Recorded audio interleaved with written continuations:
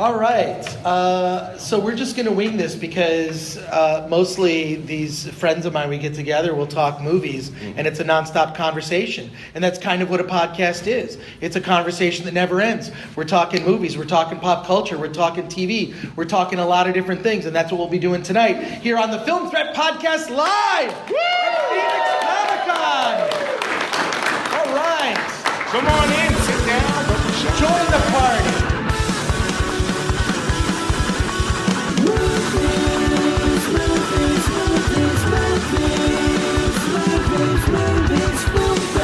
My name is Chris Gore, sometimes known on the internet as That Chris Gore. I am the founder, creator of Film Threat, which is a fanzine I started in 1985. That's why I'm also known as the Ancient One for many of you. But let me introduce the members of this esteemed panel. To my right, Tommy Bechtold. Hello. Comedian, actor, great friend of mine from improv comedy shows like Comic Book Live. Yes. And the kings of cosplay comedy. Oh yeah, the Kings, baby. The kings. All sorts of improv comedy where we made absolutely no money. No, it was not for profit. It was not for profit, that's right. No, we did it for the love and the fun. Another comedian, producer, writer, friend of mine, TJ Chambers. I think you can tell by this suit, I don't do many things not for profit. But I am loving the Logan look that you are rocking. Yeah. Like you are full, you've gone full Logan. This is like 2/3 Logan. We'll grade up a little bit. We have a panel later where I will be playing Logan. So there's some claws and some gray, but for right now, enjoy semi-Logan. Enjoy Logan light. And while you can't see it on the podcast, your knuckles are covered in pus. It looks incredible. It's important to cultivate real pus, I think, for these things. So are mine, weirdly. Hey, who on your panel bingo had, within the first 5 minutes, a pus mention? Anyone? Anyone have it? Exactly. Yeah. And also joining us, a surprise guest, because Jon Schnepp is delayed, but also a good long-time friend, someone I could talk to forever and ever about TV and film, comedian Paul Goebel. Paul Goebel. And you might recognize Paul from the Comedy Central TV show. I was the TV geek on Beat the Geeks. Oh yeah. Beat the Geeks. I love that show. That was a fantastic show. You were like a real sassy geek. Like you really got it. I was like you. You were my favorite. We wrote all those insults ourselves. Those were Can you great. believe that? That's how great they were. Well, let's hop right into it. Let's talk about some quick movie news here. Okay. A couple of quick movie news items, and I want to get your guys' opinions on them. A couple of things. One, what did we think of the Star Trek Discovery trailer? We're here at this convention, and these things are important to us sitting in this crowd. Star Trek Discovery trailer, did we like it, or was it a little too Force Awakens-y? That's the general vibe. Is people? It's funny because the whole goal of TV is to be like, don't go to the movies, watch TV. And then the Discovery trailer came out. People are like, it looks too much like a movie. So I'm not quite sure which one we're supposed to be aiming for. But Exactly. Listen, it's been however many years it's been. I'm happy to see a new Star Trek show either way. So, And Paul Goebel, I know you're a big Star Trek fan. Yeah. I mean, I got CBS All Access just so I could. What see the is new your stuff. password so I can borrow it so I can watch Star Trek? But I will say this: if you're gonna get CBS All Access to see the new Star Trek, you should just get it anyways, because you can see The Good Fight, which is a very good show and it's exclusive, and then you can watch all the CBS shows without commercials if you want, including Colbert. So it's great. But I've been waiting for that trailer, and I wouldn't say I was overwhelmed. But I wasn't disappointed. I liked that it kind of showed you exactly what you're gonna get. There's, a lot of diversity. It's not focused on the captain, and there's some Klingons. That's your show, right? That's the whole thing. So that's what I got out of it, and I'm down. And another big piece of movie news this week, Zack Snyder will be stepping down from the Justice League movie, a family tragedy, which was really sad. Joss Whedon is now taking over the reins as director. Is this a good thing? We're 1 week out from what will probably end up being the first good DC movie. I don't know where you stand. We're about 1 week out from Wonder Woman, which I believe is going to be the movie that will right the ship. Well, first of all, you're forgetting about Steel with Shaquille O'Neal. just the best DC movie. I think, but like principal photography is wrapped, so like Joss. No, they're doing a couple of reshoots. Okay. They're kind of reforming the story, and Joss Whedon, of course, did a little independent film called The Avengers, which was kind of where all the pieces of the puzzle in the Marvel universe came together. Is DC going to right the ship now? I hope so. I mean, it's better if they're both good. It's like competition breeds better quality for everything. So if DC keeps making bad movies, there's a better chance that Marvel is going to get lazy and make bad movies. If DC makes great movies, then Marvel will have to keep up with that and continue making better You'd stuff. rather see Ali Foreman than Ali Chuck Wepner. Who's a boxing fan? There you go. Nice. And I think a thing we say, because when that Joss Whedon news, obviously it was heart-wrenching news, and as much as you want to be glad because a name like Joss Whedon that we all love and trust is involved in this thing, you don't want to be glad for the reason that it was. But a thing that we all say in film and TV is that editing is your final chance to direct the movie. Obviously, he's going to shoot some reshoots. I would assume that he'll be able to have a hand in tinkering with some editing and that kind of thing. So I am somewhat confident that there's a chance to sort of sprinkle some Whedon magic. It's not. Did you say weed magic? Yeah. You said weed magic. Oh, I'm sorry. Roll it up. See, all you youngins, if you vape, right now, I swear to God, I won't. I just checked my watch to see if it was 4:20, like a person who doesn't understand how time works. 7:42. Close enough. It's not 4:20 somewhere, because that's also the right time. I want to ask you guys a question about, speaking of DC movies. I just watched Suicide Squad on HBO, because I'm not going to pay any extra money to see it. We're clapping for HBO. So Will Smith is this amazing weapons expert, right? He knows everything about guns. Right. Doesn't he know that only an asshole holds your gun sideways? The thing's gonna pop out and burn him or his kid, right? That's how good he is. He's so good. He'll dodge the cartridge. shell. Yeah. Well, that's what you want to worry about. If there's some, here's how good Deadshot is in the amazing Oscar-winning film Suicide Squad. Oh, that's right. It's Oscar winning. There should have been a part where a guy behind him wanted to light a cigarette, and he shot, and the cartridge went and lit the guy. I would have been down with that. That I would have Great. stood up and applauded. Well, looks like Hollywood needs you. Look for SS2, directed by old T.J. Chambers. A Chambers joint at all times. The other big piece of movie news this week that probably went by you guys was the whole Universal connected monster universe, the Dark Madonna. So, is this really going to work? I mean, it's one thing where Marvel had all these years of comic book history to draw from, great stories that they could use to craft these characters. And I think it really started with the characters, right? I mean, the first Iron Man movie worked because Robert Downey Jr. He created this character that really made you feel something, right? So I don't know. Are we gonna? And also, I've seen that Mummy trailer with Tom Cruise. I don't know. I'm gonna be honest. My voice always goes high. I'm not sure if it's gonna work. Your voice is getting higher. I'm not sure. But I'm not a big fan of movies where the villain is a digital effect. You know what I mean? Yeah. Which seems like the Mummy is going in that direction. So what do we think about this connected universal universe? And what do you guys think in just reaction? How do you react? Well, that's Overwhelming approval. We'll re-edit that. Is it just because they Or want just to jump in the game of connected universe and that connected universe? Of course. They have a theme. There are theme parks all over the world. They they only stand to make money because people are going to see these movies no matter what. Like, I saw that trailer and I said, oh, it's fun what they do with the eyes. They split the pupils. Look at that. That's neat. I want to see more of that. I like Russell Crowe. I like all the people they have lined up to play those roles. But it does feel like they're just going to throw a lot of, what's the expression, spaghetti against the wall and see what's, they're going to overwhelm you with star power. And then you'll have to just sort it out. I'm hopeful, though. I think I want it to be good. Like, I hope it does connect, and I hope it is interesting. But like many people in the audience, I felt like this. Well, and the it's Dark World, right? Not Dark Universe? Dark Universe. Dark Universe. Dark Universe trailer specifically was interesting because it was a very cool trailer And then I realized every single thing that's in this, every single person who made all these awesome things is dead now. Right, that's true. So it was sort of like, remember how awesome we were able to do things from, 1928 to 1948 or whatever.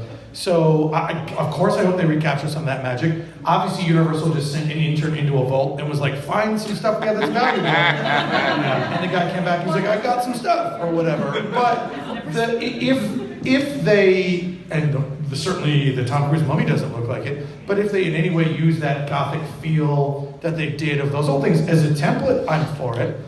But if they just, here's a bunch of CGI. It looks like they're building up to do the Avengers, right? It needs to be the Monster Squad. It's like Monster Squad. It has to come together as the Monster Squad. Fred Brandy. Yeah, that would be awesome. They get all the monsters like Drac Pack. You remember that cartoon? Drac Pack? Dracula's son and his high school buddies. The thing that I think they're betting on is that now, unlike when you go to Universal Studios and you go, oh, there's Dracula, there's Frankenstein over there. Now you're gonna go, oh, there's Dracula from the movie that I just saw last month. And that's Frankenstein, the guy who was played by someone who's actually a good actor. And now I want my picture with him because also, remember when like Marvel superheroes were at Universal? That is long gone. You can't see that anymore. Yeah. So who is walking around there? Beetlejuice? No, man.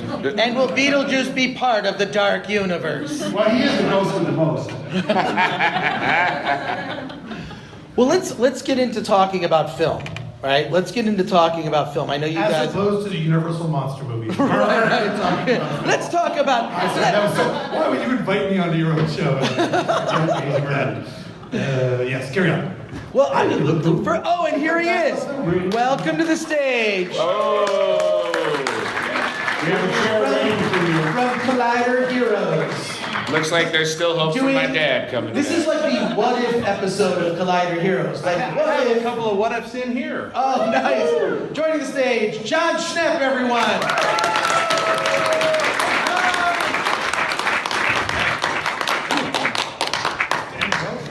Jon, of course, you know from Collider Heroes on the Collider Videos channel on YouTube. Jon Schnepp, you also know from The Death of Superman Lives, What Happened, the documentary.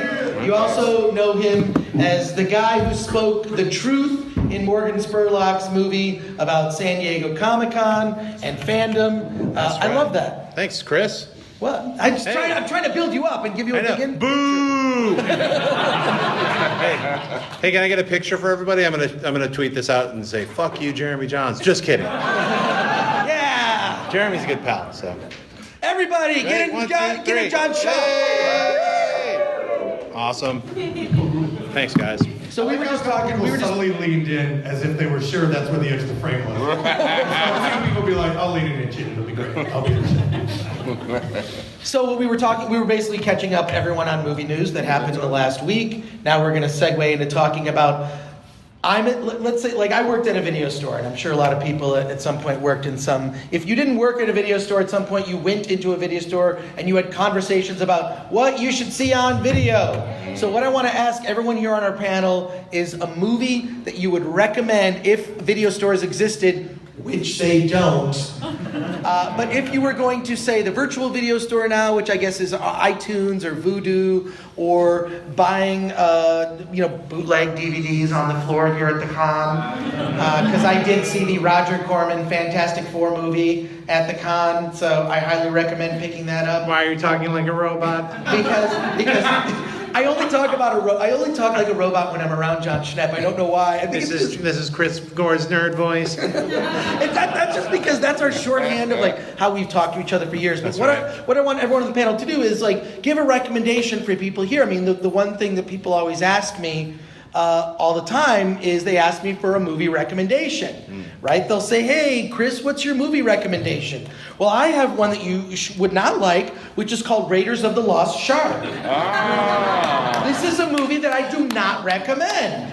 And if you're the person who grabs this out of my hand, you can have this movie that I don't recommend. Wow. Damn. Doesn't it pay to sit in the front? Good Give her a big hand. Yeah, Raiders of the Lost Shark is... Dick Shark. Yes, well, Dick Shark, that's what we all got last year.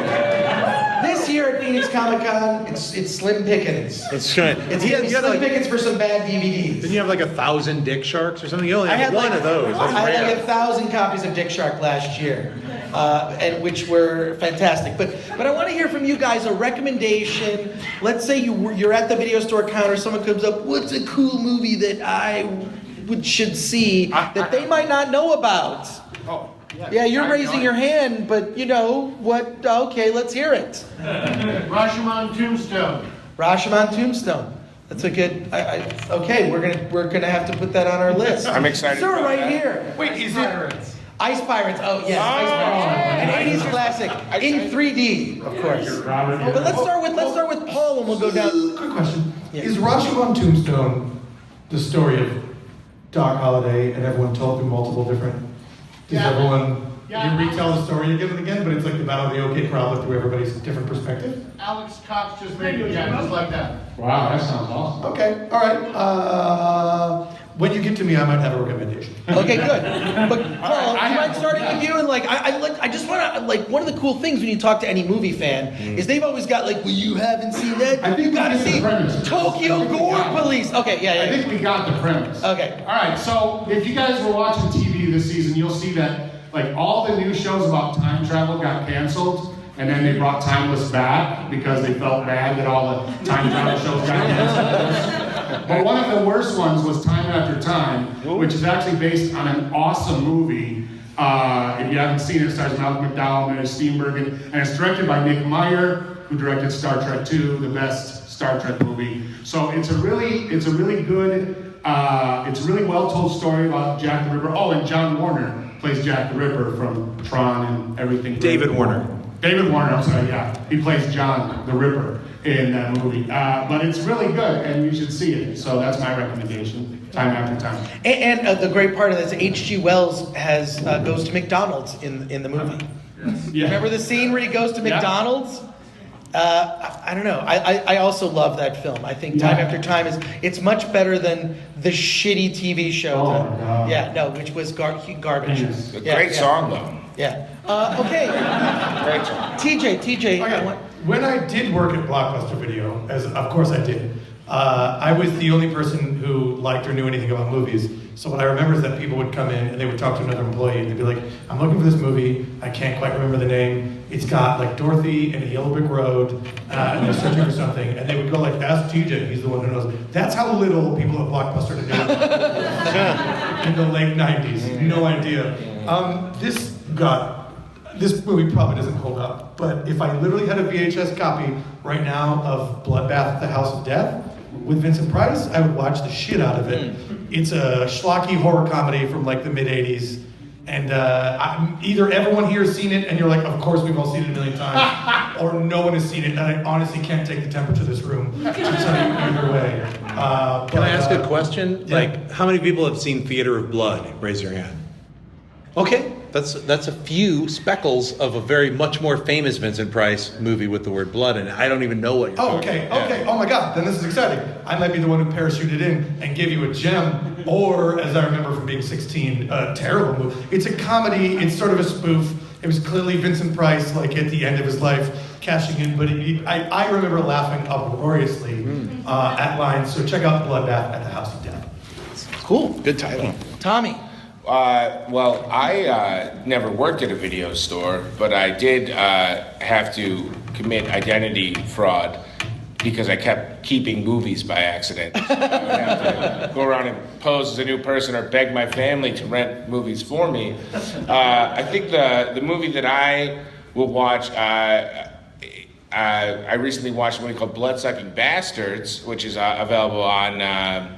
I think on demand. It was made pretty recently. It's like a horror comedy movie, and I know a couple people that worked on it, so it's a little bit of a cheap plug for them. But I thought they did a really fun job of keeping it funny, but also taking it seriously. Like it wasn't over the top silly. It was more like almost like a Shaun of the Dead type thing, where like, oh, you're actually worried about the people as they're in danger. Plus, it's got. Pedro Pascal before, like he must not have known he was about to get real famous and be the Red Viper on Game of Thrones because he's in this movie, which probably cost $20 $20 to make. But it's a good movie. And I really enjoy it, and I recommend it. I think you can watch it for free if you have Showtime, or you can probably on demand it for a couple bucks. What's it called? Blood-Sucking Bastards, or if Also a you, great song. or if you go to Walmart, Blood-Sucking Bosses. Love it. Yeah. John, you probably have a ton in your head of. I got two. How many people here have seen Stuart Gordon's From Beyond? All right, speckling. So anyway, Stuart Gordon made a bunch of these really cool movies. He made Reanimator, made From Beyond. He worked with a guy named Brian Yuzna, so I would recommend Society, which is a very, very strange, very special effects, heavy, freaky look at really rich, gross people and why you'd want to see them all murdered. I'd highly recommend seeing it. It's called Society. They recently re-released it on Blu-ray and DVD, so I would say that, or I would go older school. I'd say John Borman's Zardoz. How many people here have seen Zardoz? Zardoz. The penis is evil. Not really. But when you see the movie, you'll know what I'm talking about. You should definitely see this movie. It's like the perfect 70s film, loaded with sex and fucking violence and awesomeness and an actual real message. And when you find out what Zardoz really means, your mind will be blown. I can't wait. No spoilers. I gotta go. So I guess we're going with like a horror theme here and sticking on that. People, any Frank Henenlotter fans in the audience? No. Huge. Whoa, not one person. Again, we'll edit in. Wow, what are you? My name is Belial, and you all suck. How did you know? Okay, so Frank Henenlotter, I'll give you two movies that you need to see of his. One is called, you have to see Basket Case, of which there were sequels. Basket Case is, I don't even want to give it away. It's just, it's a loving. I'm Belial. It's a loving story of two brothers that has lots of blood, guts, and gore. So you need to see Basket Case. The other thing is a movie he made later in his career called Franken Hooker, which if you're a fan of the movie, there's an old movie from the 50s called The Head That Wouldn't Die, also sometimes retitled The Brain That Wouldn't Die, where it's like his girlfriend gets her head chopped off. So what does he do? He revives the head, keeps it alive, and just goes to strip clubs to look at burlesque dancers and see which girl's body he should put on his girlfriend's head. It's really bizarre. What a romp. So Franken Hooker is sort of a modern retelling of The Head That Wouldn't Die. So Frank Henenlotter, highly recommend. And I'm going to give you another bonus recommendation. Wait, before you do the bonus, Yeah. in Blockbuster, if you went and got the Franken Hooker, it had a little button that said, "Want a date?" Like you could actually squeeze the VHS button, and the Franken Hooker would say, "Want a date?" Not fucking around. Also, I just watched Franken Hooker like 4 days ago. Oh, that's weird. So it's crazy that you said that. Not of my own choice. I was in like a cabin in Big Bear with a bunch of friends, and then we ended up watching it. And I was on some drugs. But there's a great scene where her severed head is on there, and he's pouring wine into its mouth, and it's kind of coming out the neck. And he goes, "Are you enjoying your Beaujolais?" Which is way too fancy of a wine for that scene. I was like a wine aficionado. I laughed and laughed. Well, you could have been Shiraz. What? No, Beaujolais was exactly right. I was gonna say, what would you have paired with a severed head? Like a Pinot Noir. Obviously. Sure.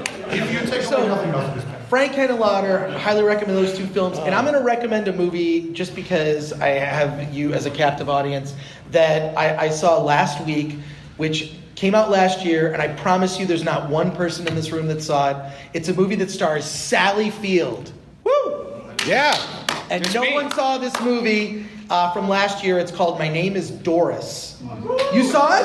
Whoa. Okay, Whoa, you guys look at have that. seen it. 4. Okay, that movie blew my mind. I thought it was amazing. It's the story of this like 60-year-old woman that even my description of it is you're gonna sound, oh, that sounds lame. But she falls in love with a much younger guy and sort of gets involved in this hipster scene, and they all end up loving her because of her style and her taste and everything. And it's really heartwarming. Highly recommend it. Funny as hell. And yeah, I saw the trailer for it. No one gets their head chopped off in it. Right. There's no blood and gore. There's no boobs. I mean, it's just a straight up entertaining Well, there's film. not boobs. Sally Field doesn't not have boobs. Well, that's it. She does have, but No exposed boob. But also, it does kind of make fun of our modern culture and hipsters, and I thought that was very entertaining. Yes. That aspect of it was entertaining. So you should be writing these down. You should be asking Siri about them right now. I want to see you taking notes. You understand that this was a chance to plug your podcast. You could have just said, don't write these down and download the podcast. Yes, that's right. You could just download the podcast. One of the things. Go to iTunes, Film Thread Podcast. One of the things, if you guys have questions, come on up and ask your question. Maybe you'll get a DVD. If you have it has to be a good question. It can't be a question that sucks. It's got to be a very good question. No pressure. No pressure. But I want to ask these guys. That's the way to get people up to ask questions, by the way. Let them know they will be judged. You will be judged based on the quality of your question. Definitely. But here's a thing I want to throw out. I'm trying to kill some time because I want you guys to think about this for a moment. Got it. Which is, there's a whole cult of, because we're all film collectors here, here on the stage, and there's a whole group of films that didn't make it from VHS to DVD. Mm-hmm. Now there's a whole group of movies that have not made it from DVD onto digital platforms. So I don't know about you, I have not gotten rid of a lot of my DVDs because I haven't seen that they've actually crossed over. Right. Can you think of a film that you would recommend that is not available for download? You know what I mean? Like, because I think we take it for granted that you can just download it. No, you can't. You can't just download everything. And in addition, I'll give you an example. I was at this horror convention in Pasadena called Monsterpalooza, which I love.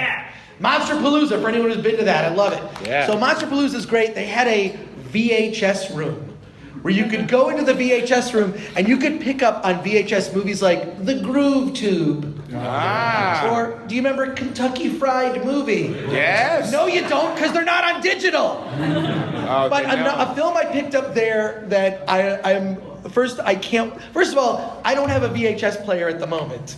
I have to get a VHS player. I do. You do? Okay. Yeah. We gotta get together, do a gathering.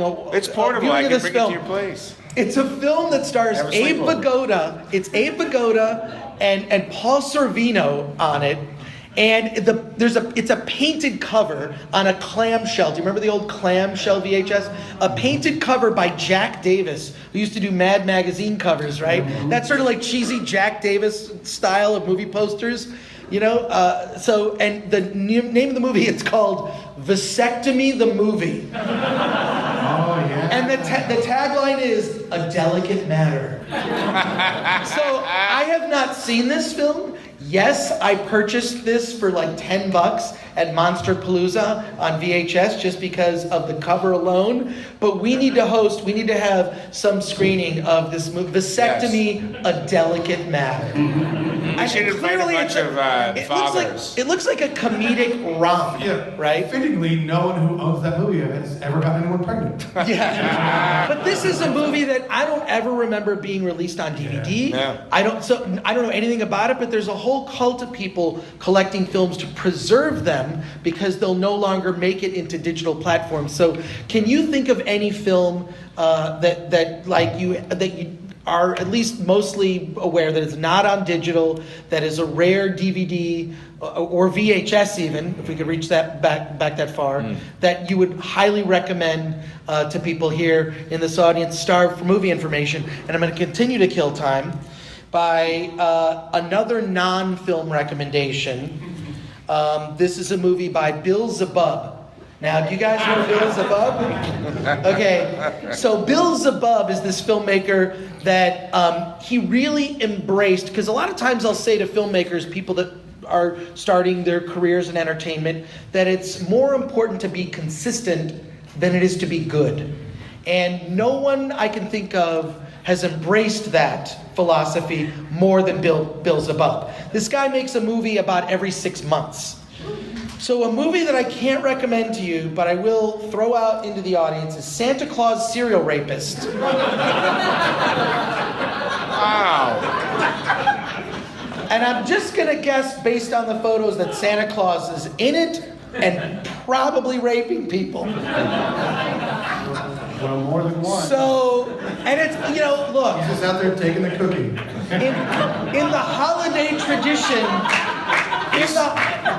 in the holiday tradition of movies that feature Santa Claus killing people, Santa Claus Serial Rapist, to whoever catches it, I'm going to toss it up right here, see if you can catch it. Oh, look at that man, got it. He Nice. sees you when you're sleeping. Nice. He knows when you're awake. There you go. Now, can you guys think of a movie that Yeah, I you would got it. recommend? That's Oh. okay. Tommy, you got one. So I'm fairly certain this movie never made the transition from. I'm not sure this is a real movie. I just looked it up because I used to watch it when I was sick all the time on VHS. It's called George's Island. Has anyone ever seen George's Island? It's a movie about it's like a kids movie, so it's a little nostalgic for me, but it's like a really fun kids movie that for some reason takes a super dark turn. They're like two kids and they get put into a foster home. The one kid just wants to live with his grandpa. His parents are dead, I presume, or bad parents. And they get numbers. I remember they get numbers and they live in like jail cells in the foster home in the basement. And then the grandfather rescues both the kids on Halloween by dressing as an eyeball and pretending to be a kid, like a giant eyeball costume. And then they go on an adventure to find Captain Kidd's treasure, where they are met by pirates. And there's like real decapitations in the scenes once the pirates get there. It's very graphic, but I remember like feeling so mature because like I watched it as a 9-year-old. To my knowledge, no famous actors are in this movie. It may have been made by my parents' friends and given to them as a gift. But IMDb lists it as a film that exists. So I would say George's Island. It is fun. I mean, I still to this day remember. I've probably watched it 50 times as a kid. And I loved it. It was just one of those things where it's like 99% okay for kids, and then that 1% is just a big 1%. That's okay. funny that you mentioned that. It actually reminds me of a film that you guys are huge Dr. Seuss fans, right? Who doesn't love Dr. Seuss? You're reading my mind. Okay. I think it's coming out on Blu-ray though, but No, I know okay. exactly what you're gonna say. The 5,000 Fingers of Dr. T. Yeah. Is it who's heard of that film? Yeah. Okay, very few. It's Dr. Seuss's only live action movie. It was made in the 50s. It's bizarre and So fucked up. It's so weird. Do you want to talk about the? You can go to YouTube and you can look up trailers for the 5,000 I wanna Fingers of Dr. forget T. I ever saw it. It's a musical. It's disturbing. The studio recut it a couple times. It involves atomic energy, and it's the weirdest, most bizarre. Like it's frightening to children And adults. And adults. You'll see retrospective screenings. So imagine the delightfulness of Doctor Who, but everything is live action with people prancing around. Dr. Seuss. Like so, Ted Geisel, right? His real name. But Dr. Seuss is just. It's just a. It's so funny that we were thinking of the same movie. It was in my mind. I think the mutagenetic waves were just like. And he's wearing. You'll see. There's a little kid with a beanie. The lead character has a beanie with a hand on It's top. got the of 5 beanie. fingers. 5 fingers. Yeah. So. I just see he has a hand But coming what's out. interesting is the visual style is it looks like a Dr. Seuss drawn cartoon, but in live action. And you're thinking, well, as a drawn cartoon, they're very fanciful and fun. This live action movie is effed up. It is not for children. That was like that. It's bizarre. Sir, you'd like to add a comment? The kid with the beanie. Yes. Is, Dean Stockwell. Oh shit! Oh, that's right. Yeah, that's right. Child Dean Stockwell? Yeah. Yeah. Saw him late. Yeah, candy-colored like, clown. The only person that none of us can imagine under 60 years old is my point. Yeah. Dean Stockwell of the film Dune. I thought the kid Blue from Velvet. Lassie was in that movie. From What- Jeff's Collie. What's that? Jeff from Jeff's Collie. I thought he was in that movie. He played, and before it was Timmy and Lassie, the show was called Jeff's Collie, and it was Jeff was his owner. But I think he's in that movie too. Highly recommend seeing that movie. It's fucked up. If anyone in here is a professional TV geek, they can fact check. Oh, you're the only professional TV geek. Well, do you? I mean, like Paul. There's so many lost television shows. Can you think of forget like set aside movies because we have the advantage of having you here, the TV geek from Beat the Geeks. You could probably think of about 10 TV shows that never made it. I mean, Lost Pilots is kind of a huge thing. Yeah, well, especially because when they started shooting shows on videotape, Right. There was no film, and then if the show didn't make it, it got thrown in the garbage or recorded over or whatever. What I would like to see, personally, if there's stuff from TV that could be seen, it would be the early days of the Wonderful World of Disney, or Disney's Wonderful World of Color, when they did it live. Like there's an episode where they open Disneyland. I think Art Linkletter is there at the opening, and they have 3 rides. And it's a complete clusterfuck like they couldn't find a microphone until right before they shot, and it's live, so you can tell when they're stretching and when they're trying to fill time and stuff. But the great thing about them is all those early episodes of that show were just commercials for another Disney product, whether it was Disneyland or Daniel Boone, or here's how we make the submarine ride, or whatever. It's all a commercial. But I would like to see, especially live stuff and live game shows. That would be awesome. There's this real terrible one that Jackie Gleason did called "You're in the Picture." Anybody ever heard of this? Yes. Yeah. They only did one episode because it was so bad. But the premise was they would get celebrities and they would be behind a famous painting and have to stick their faces through it, and then ask questions about the painting and guess what it was. Because they couldn't see it. Get it? You're in the picture. And apparently it was so bad that the next week, Jackie Gleason came on live and sat at a little table and said, "I want to apologize for that bomb. We're never going to do that again." Here's some girls dancing and guys singing. From there on, it was like the Jackie Gleason variety hour. Hey, so you just reminded me, Jackie Gleason. I don't know if Skidoo is on Blu-ray. Oh, yeah. It is? All right, well, I wasn't going to mention that, but now that you mentioned Jackie Gleason, mine is Necromantic. And I don't know if that's on Blu-ray or not, but Necromantic 2 is even more fucked up. So Necromantic actually was distributed by Film Threat Video. On DVD, but not Blu-ray. No, yeah, exactly, not Blu-ray. But it was, we put it out on even on VHS in the 90s. Dang. Way back What then. about Tetsuo the Body Hammer, the sequel to Tetsuo Iron Man? Is that out on Blu-ray? I'm not sure, but... Do you guys remember that? The second Tetsuo? Oh. Not the weird one that was black and white. The guy made a sequel that was in color. It wasn't really well received because it kind of sucked, as opposed to the first one, which was groundbreaking. He kind of just remade it, but it wasn't as good. So what while you guys are thinking of more of these types of films that fit into this category. Oh wait, did you have one? I do. Well, I have a genre with some specific movies, but per what we were talking about before with Blockbuster, what we lost when things switched from a physical cover was one of my favorite things was the notion that they could trick you into buying or renting a movie that was like something else that was out there. And my favorite of that is the Bruce Campbell starring film Tornado, which was sort of like, well, Twister's in the theater. Yeah. So if we stick Bruce Campbell, who doesn't look entirely unlike Bill Paxton, in a movie and rush it out there and stick it up, dumb people will walk by and rent this. And I'm positive that, there was Raptor after Jurassic Park came out and all those things. So Transmorphers? That was the day the Earth stopped. They got me. And I just love thinking of like coked up Hollywood executives being like, we can beat them to the market! And rushing these things out there. And all those have to be gone because there's no trickeration to be had anymore. There's really no point. Right. Yeah, that whole genre of like trying to trick people. The Terminators. Wasn't that that was Asylum forever, right? That was Asylum. They did a Mighty Thor when Thor came out. They did Mighty Thor starring Richard Grieco as Loki. And he's the only person in it from Asgard. He yells at the sky, "Thor, I will beat you," but he's the only guy. Because Thor, Marvel doesn't own the idea. Thor, yeah, Sherlock Holmes and all those. But the Thor one, it's Richard Grieco like 2 years ago, not the good Grieco. Not Prime Grieco. No. Well, I want to get some more of these sort of lost film recommendations that we can throw out to people here that are writing them down and putting them in Siri. And we'll get one from the audience right here, sir. Yes. I just need to throw out a little love for The Highway to Hell, Chad Lowe. With Chad Lowe. Chad. Wow, Chad Lowe. That's a deep cut. Life goes on. I love that I one. if Christy Swanson's in it. Don't, that's great. Don't leave with not Christy Swanson.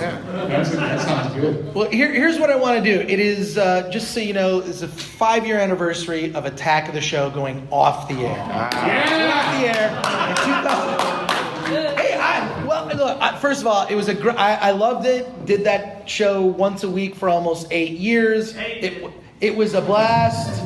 Yes, exactly. But it was a lot of fun, and one of the things that people loved on that show was when I would do the DVD-Duesday Rapid Fire. So what I want to do is I want to get some help from you guys here. Okay. And what I'm going to do is I'm going to show you a movie, and I want you to do what I want you to review the movie based on the cover. Okay. So I'm just going to throw out the cover, tell you the title of the movie, and then I'm going to throw the movie out to the audience, and whoever grabs it can keep it. And I've got maybe like 10 films here. So we'll go through Films is each. a loose term. I got yeah. Yes, very loosely, right. And there might be some more Bill Zebub films in this stack. So stay tuned. But let's start with our first film. The title is Jurassic Prey. Prepare for extinction. It's the offshoot film of the lawyer who got eaten out of the bathroom. Actually, just him studying really hard for the bar exam. I think it's actually a Christian film and it's got a typo on the front. Each of these dinosaurs are under 5,000 years old. I got All right. Okay, who wants it? Whoa, there you go. All right, great. Should we speculate on the actors in these movies? Okay, yeah, I can give you some details on the back. Okay, our Corbin Burnson was definitely our next film is Shark Exorcist. Satan has jaws. When an overweight shark decides to turn his life around via exercise. Also a typo. Not written by Peter Benchley or Roy Blatty. The power of Bruce compels you. The power of Bruce compels you. Thank you very much. I do remember, unlike shooting a rifle into the air tank, the way that they finally defeated it was just blessing the ocean. Yeah. Well, the guy who finally defeats the shark walks on water all the way over there. It says it's he says it's The Exorcist meets Jaws, as entertaining as it is absurd, and I don't even know who the fuck this guy is. It's James DePaul of Wicked Channel. Oh yeah. My favorite is that they. Okay. He gave the quote. Chris, what was the first line on the back of that again?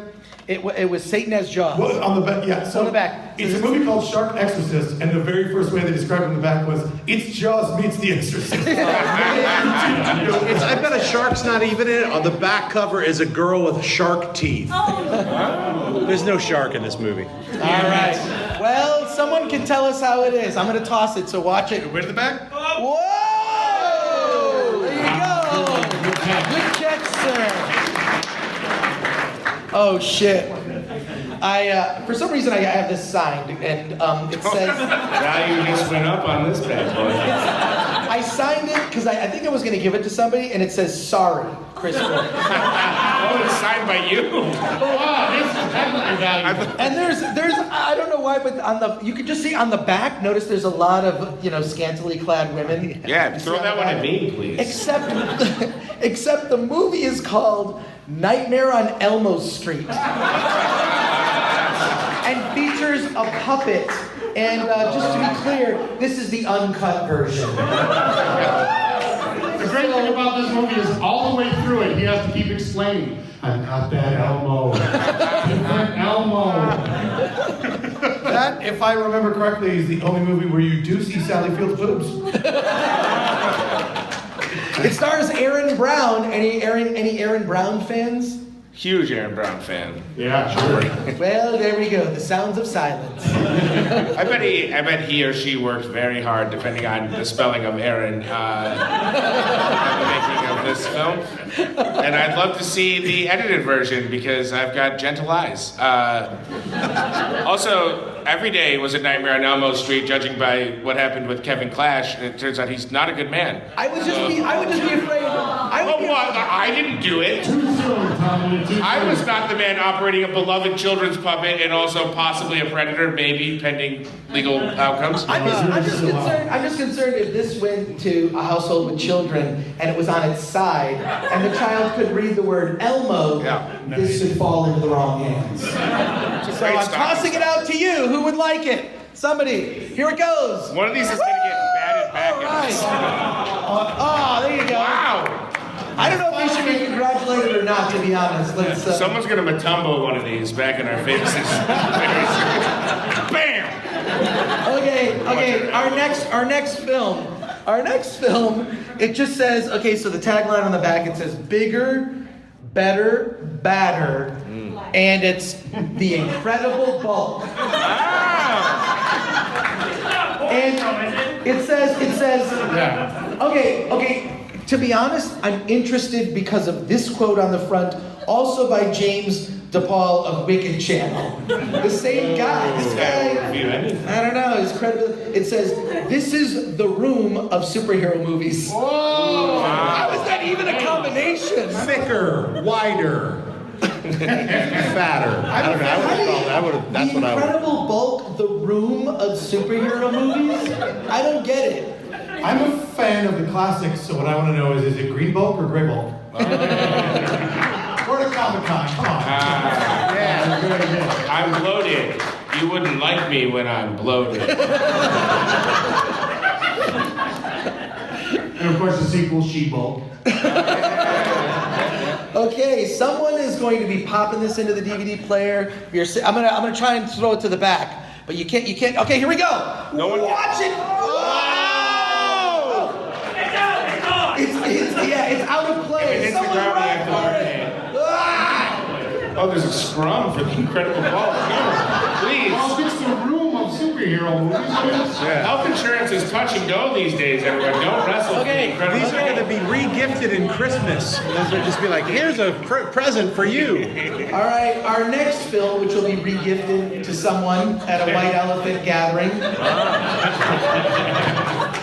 First of all, don't get too excited. It's on Blu-ray. Blu-ray, and it's a little scantily clad. This is the back of the box. That's like HDD doors. Not a lot of details about this one. There's no tagline or anything. It's just 50 Shades of Scarlet. I think the 50 Shades is the operative term in this one. That can't be a thing. Scarlet is a Well, specific. scarlet is a color, gray is a color. I see. Can I read the back to you? Let me read the back. This is a Zebub. Scarlet Storm is a rising star in the world of sexploitation movies. This double feature Blu-ray showcases two of her many facets. Crippled by Desire depicts Scarlet as a damsel in distress, one of 4 women who are tormented by a depraved intruder.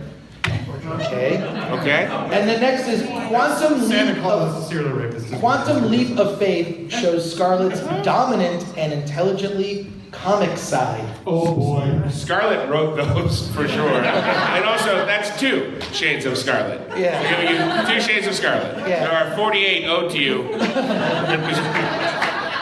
Who's interested in this Blu-ray? Nobody. Someone else? Yeah, you guys are not like, okay, here you go, over here. It's fun. Nice catch. This panel will only end when you guys say no thank you in unison. No more. This is our hell now. We're stuck here. It keeps looking like he has no more DVDs. He just keeps pulling them out. There's at least 18 more. I can see them. I don't even know how to describe this. I'm just going to read from the back. It will be a long time before any other movie will even come close to this one. It's like proximity. And just to be clear, this oh my god, this is great. Okay, I've seen it says the running time for this movie is 85 minutes.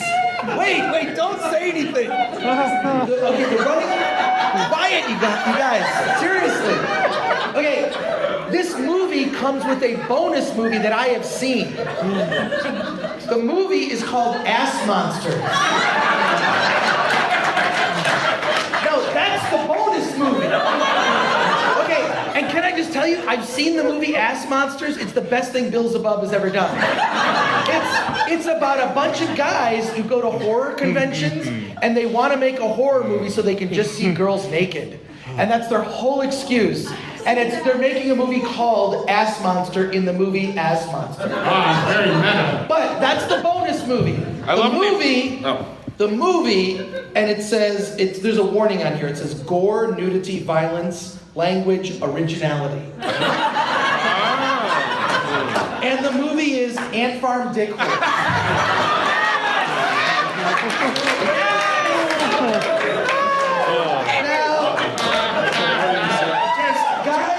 Guys, if I could ask guys your first impressions. I say touchdown spike that baby right into the ground. Oh my The God. title makes me uneasy. And Farm Dickel was my favorite writer of the Harlem Renaissance, and I think And it says on the front, it says, he's got ants in his pants. Makes perfect sense. Come on, baby. And I actually don't think this is hyperbole. It says, this movie has the most WTF moments in the history of cinema. Yeah. Ant Farm Dickhole. I have nothing to say because the title is so amazing. This movie is the incredible bulk of dickholes. Like, why is Ant Farm Dickhole featuring a bloodied woman on the cover? I have no On account of the Ant Farm Dickhole. Oh. Does he Oh my spew God. them out of his dickhole? There's so many. Can we get Bill here for a Q&A? When erect, the ants come out. Is it a climax feature, or is it just like every day there's just little ants crawling out of the top of his dick? I like that better. Well, I would like a permanent the bonus ant. movie Ass Monsters we're gonna have is to actually a movie I would new recommend. casts and stuff in there and made a full on right. Ant farms are beautiful, first of all, and dickholes are fine on their own, but I would never combine them. That's how he gets his date. He's like, you want to see a real ant farm? The seminal, pun intended, moment of this movie is when they chop in half and put glass on the side so you can see what's happening. For science.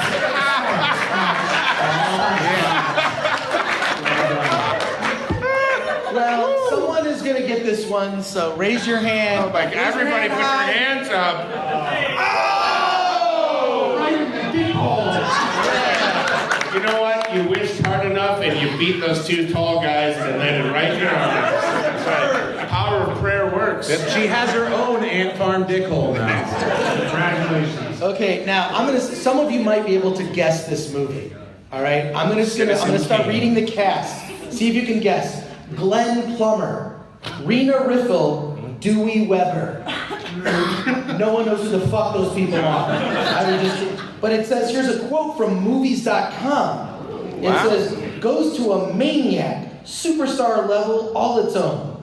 The show is about to begin again. It's Showgirls 2. Showgirls 2, which I didn't even know fucking existed. No way. Is anybody from the first movie in that? Wait, it's called So- Pennies from Heaven. Now here, It's spelled wrong. this is interesting. Gawker.com says, so weird, Showgirls 2 doesn't suck. Which one would have thought that this would have sucked? What? So it's better than the original? Like, read that first review again. It sounds like they literally just went every fifth word for it. It was like, this feature, Goes to a maniac, Friendship. superstar level all the time. maniac superstar level. No, manic. Manic. Oh, manic. Oh, Changes that's right. everything. There you go. Okay, it says Oh, the never most mind. Then I agree completely with the review. Changes everything. the most anticipated follow-up in cult movie history, and someone's gonna get it. Someone, I'm gonna try and in a direction over here. Dang, you got it. All right. Wow. I have one final film for our podcast here. Oh, it's a classic. Oh boy. It's a classic. It stars Aaron Brown, Oh, yep. Rachel Crowe, Sure. Scarlett Storm. In this story, girls are the ones who say, "Don't use your teeth, it's dick sharp!" Guys, just based on the box, on the cover of Dick Sharp, what are your first impressions? Listen, the first impressions would be a lie, because if you think I haven't riffed on Dick Shark on a panel before, because I have. My other first impression is that I have a copy of that, whence you gave to me last Phoenix Comicon, proudly displayed in my apartment, which I unfortunately realized is right when people walk in. So, have I had a lady caller come in and notice Dick Shark before? Yes, I have. Have I had to explain that I have a buddy and he's got a film magazine? Yes, I have. So that's my personal Dick Shark experience. I'm super pissed because I was pitching a lawyer, like a serious lawyer show called Dick Shark. For real? Yeah, he's like a real dick, but he's also a good lawyer. He's like a hot lawyer. And everyone calls him Dick Shark. Oh, good luck against old Dick Shark, they say. He's moving forward toward the truth or he'll die. Dick Shark. Legally, Paul and I now own. If the tagline for that movie is "It's not safe to go back in the waterbed," they did a disservice to everyone. That's right. I'll do a Dick Shark pun. What are you all above it? Come on. I actually like the fact that it's one word. I'm new to the Scarlet Storm multiverse, but I gotta say, her work. Sorry, John. There are, as well, whoever gets this DVD, whoever leaps above the rest of you, will notice more than one typo on the back of it, I promise you. And you know what? Here it goes. Ready, folks? The last DVD. Here it goes. Hopefully it won't hurt anybody. That's your second copy of Dick Shark, sir. Must be. I really want to thank everybody here on our panel. You guys were amazing. Paul Goebel, DJ Chambers, Tommy Bechtold, Jon Schnepp, I'm Chris Ward. Come to my booth at 1622 here at Phoenix Comicon. I've got Film Threat stickers, Film Threat t-shirts. You can pick up a copy of my book, Celebrities Poop. I want to thank you guys for coming here to the con. Thank you. You guys, Phoenix Comicon is always nice to me. I'd love to come back next year to you guys. Thank you, everyone. And also, there's a comedy show tonight. We're doing it. Could you plug that? 10 o'clock, Flame On in room 122 ABC. We're doing a cosplay comedy roast battle. So you see characters roast each other. We're all in. And yeah, a bunch of us, yeah. So in character, in costume. Come on by. Yep. Cool. All right, thank you so much. Thank you. Love you, Phoenix Comicon. Thank you.